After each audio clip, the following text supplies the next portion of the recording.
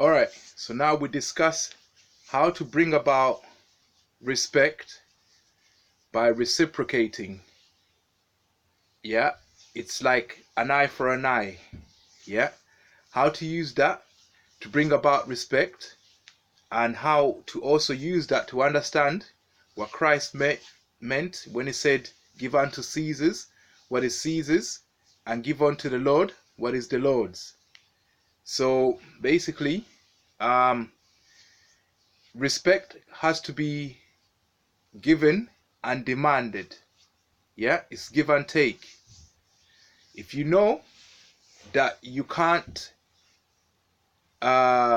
stop yourself from touching other people's women as a culture, then you shouldn't demand that other people stop touching women in your culture, because you know that the men in your culture won't be able to keep their hands off them.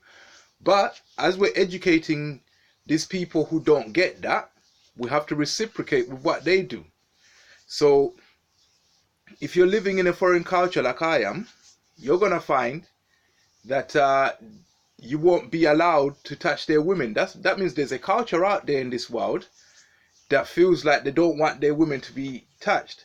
And the culture that dominates where you live might not necessarily be preventing you because they hate you. It might be as a response to other cultures in the world who are feeling like that.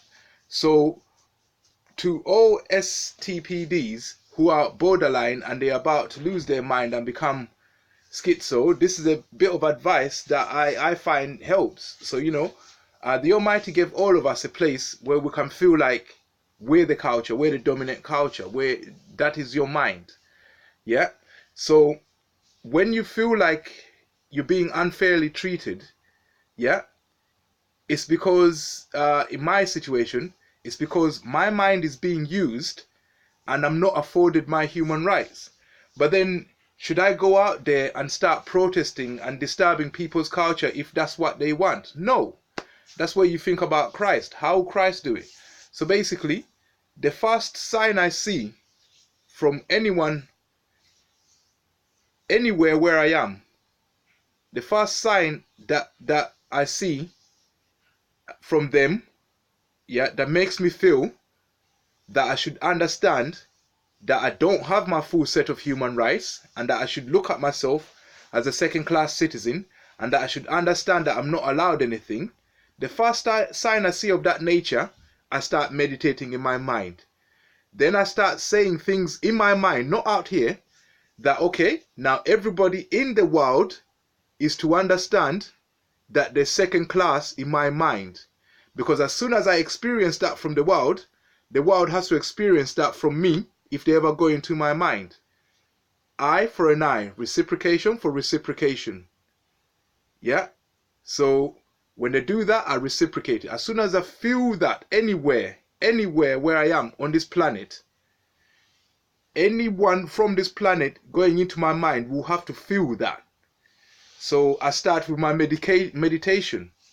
I comply out here, but I explain the same thing in here. So I start meditating as I'm acting like a second-class citizen, knowing that if they go into my mind, yeah, they will understand that they're second class. So that way I don't feel hard done by. I've given them what they want by acting like I understand that I'm not allowed anything, and I'm getting what I want, yeah, by making an effort to make sure that they understand that. Because things don't just fall on your lap. If they're making an effort to explain to you that you're second class and you're not allowed to own anything or have a woman even, you have to make an effort to explain to them that in your mind they're second class and they're not allowed to look like anybody either in there. Yeah? As long as you're doing that, reciprocating with them, you shouldn't feel hard done by. I felt great. And I happily move aside from people and act like I'm a nothing, yeah, and they feel great. But in my mind, everybody's submitting to me, and that feels great. If they don't, the destruction will come when the Almighty brings it round.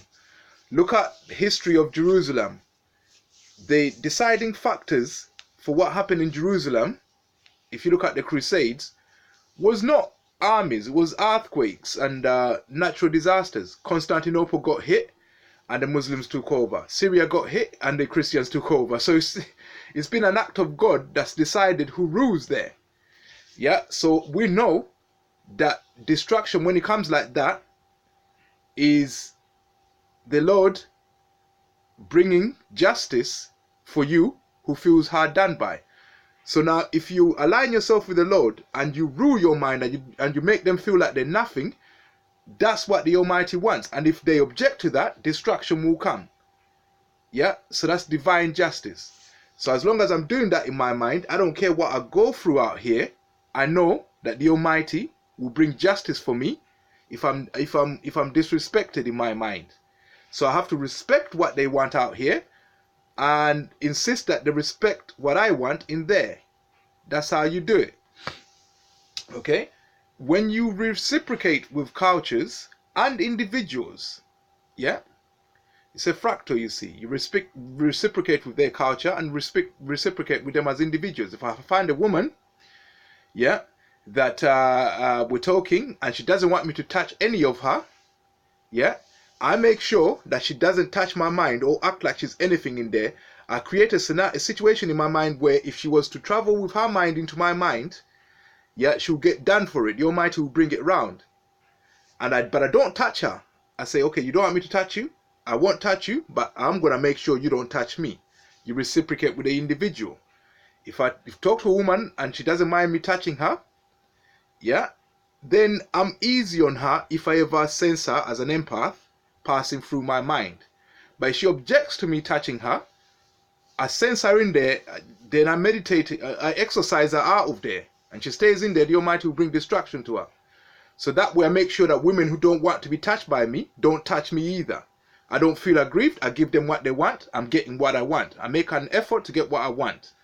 They make an effort to get what they want. Yeah? And this is how it goes. Yeah? For all of us. Yeah? So, and then there's also reciprocating with the Almighty. How do you reciprocate with the Almighty? Yeah?